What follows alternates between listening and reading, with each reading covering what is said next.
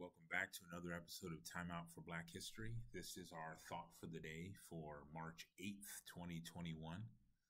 There was a great article this weekend, and it was on every single news station, but I saw it on CNN, and it was about Amanda Gorman. And hopefully you remember who Amanda Gorman is. It wasn't that long ago. It was 2 months ago when she delivered this beautiful poem. She's a poet laureate. This beautiful poem about basically the journey that America has been on, is on, what it's attempting to do, what it needs to do. And it was just, one line after another of these just powerful takes. And, she's been on every interview show on top of the world. And she recently disclosed that while walking home, she was tailed by a security guard and was ultimately asked to show ID and prove she belonged in that neighborhood because she looked suspicious. Okay, take that in. This is a young woman,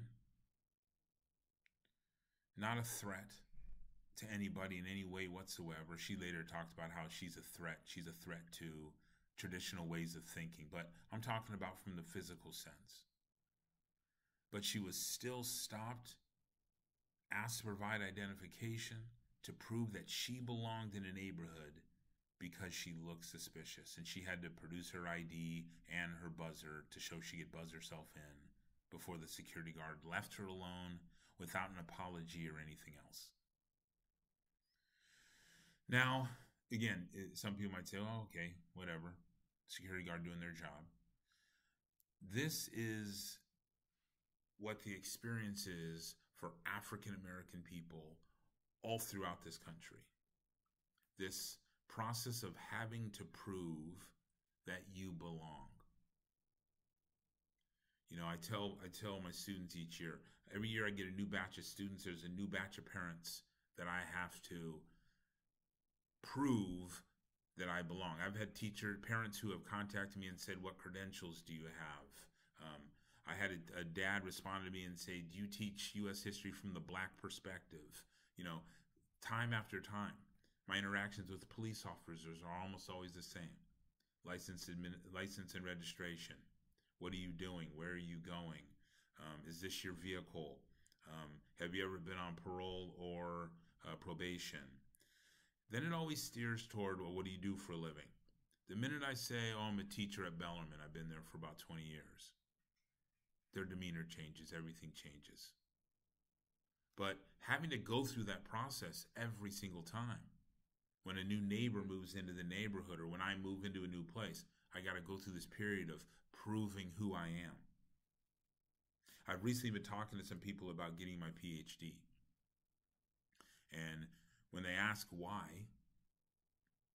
I have 3 reasons. Generally one of the reasons is I just have such a deep passion and love for African American history that I really want to dive in deeper with it. I could do that with books. So there's got to be another motivation. So the other one comes in that I'm tired of having to prove with every interaction that I belong. And having that PhD in front of my name, that doctor in front of my name, PhD after my name, gives me that credibility without having to prove it. Now, it's a shame. I shouldn't have to do that. I've been teaching this subject for 20 plus years, been learning it for 30 plus years. But that's the process. So I want you to think about that. Think about what that is on a daily basis. Everywhere you go, every store you walk into, every experience you have, having to prove that you're not what their stereotype believes you to be, and how trying that is.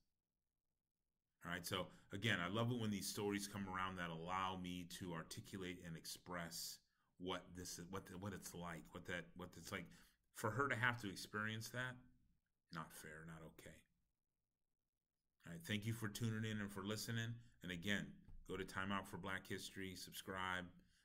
There's a lot of stuff up there. All right, thank you.